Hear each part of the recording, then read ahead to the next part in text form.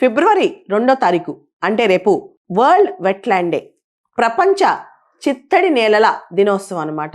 దీనికి సంబంధించి world wetland day ఒకరోజు ముందుగానే పాట్నా బర్డ్ శాంక్చురీ ఏదైతే ఉత్తరప్రదేశ్లోని ఈతా జిల్లాలో ఉందో పాట్నా బర్డ్ శాంక్చురీకి మరియు గుజరాత్లోని కచ్ జిల్లాలో చారీదంద్ బర్డ్ శాంక్చురీకి ఈ రెండింటికి కూడా రామ్సార్ కన్వెన్షన్లో చోటు దొరికింది.